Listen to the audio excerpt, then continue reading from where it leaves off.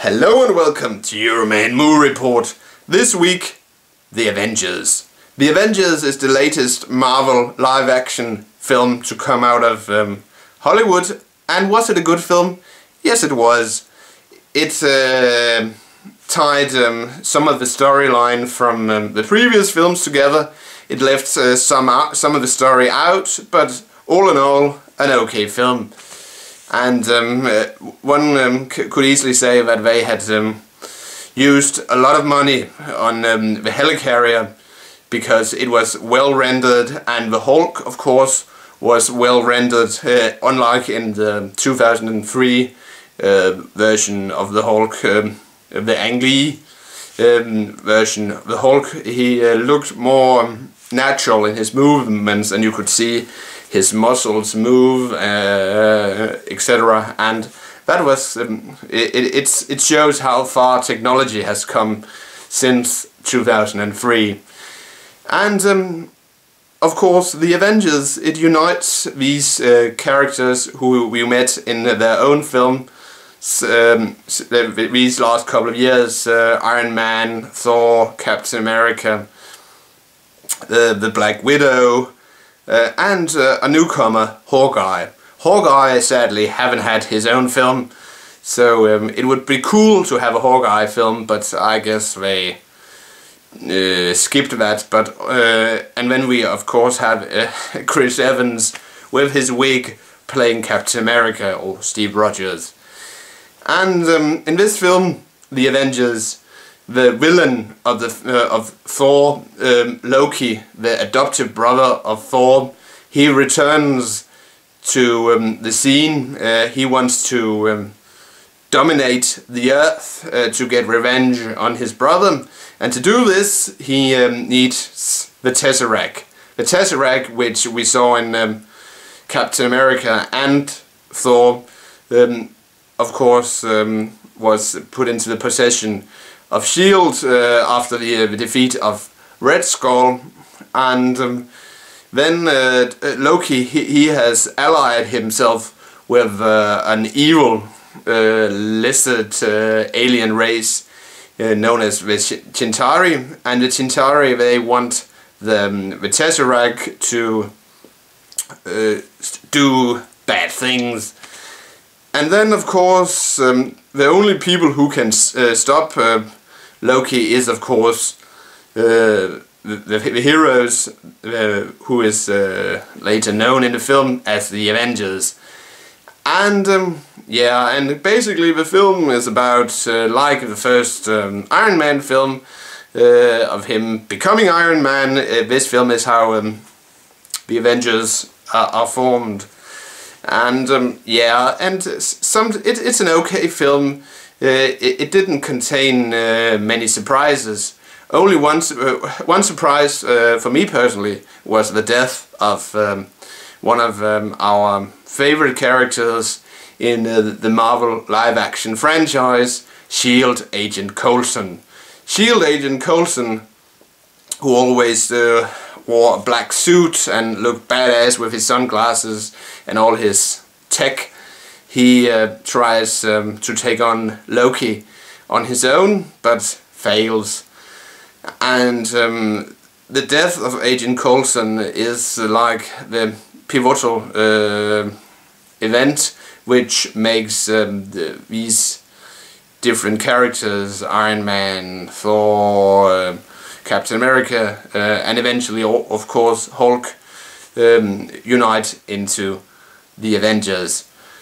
And yeah, then they, of course, they fight Loki and his alien allies, and with some comic relief, and as I said, some great special effects, and of course Scarlett Johansson in her skin-tight jumpsuit.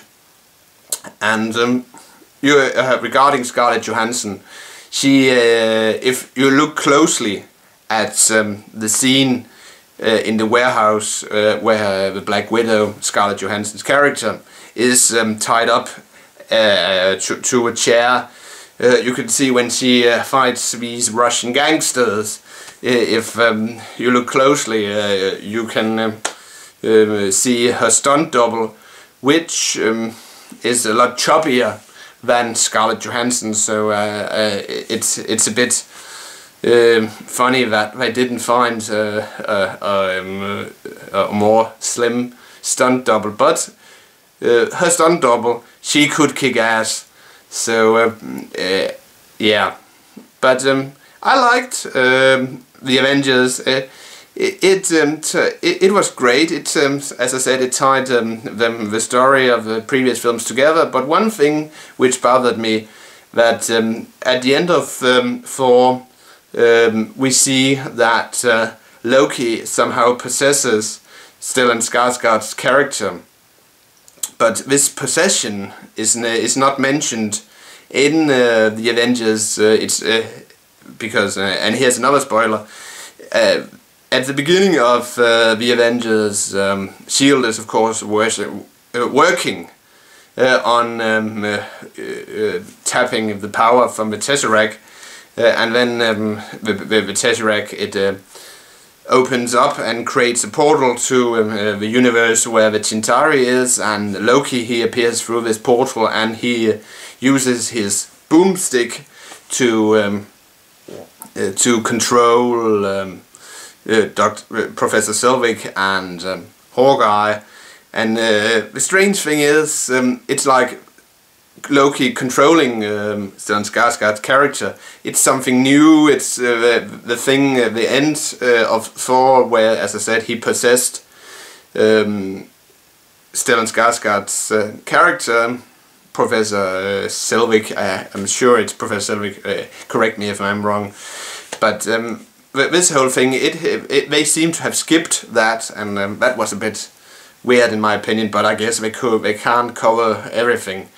But an okay film. I was expecting to see a cameo or mention of Dr. Henry Pym or Wasp, but they weren't present in the film.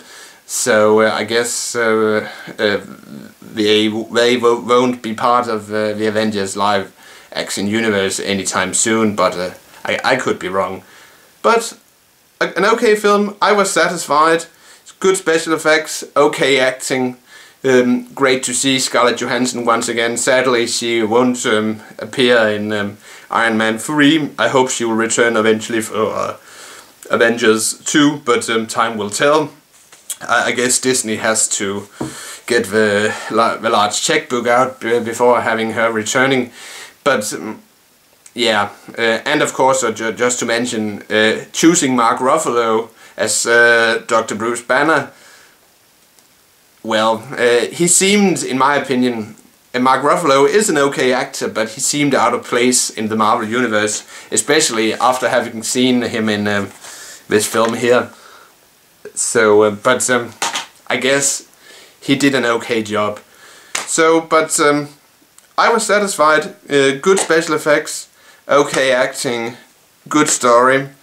Sad to see Agent Coulson go, but I guess he had to move on. And of course Sam Jackson, I forgot to mention him, he did an okay job as well. And so did the other actors. So, I forgot to mention Stan Lee. He had a cameo, a very short one, but he still managed to get a cameo in his Creations live action franchise, so that was great. Good to see the old guy again. But to rate this film, 5 out of 5 Coca-Cola bottles.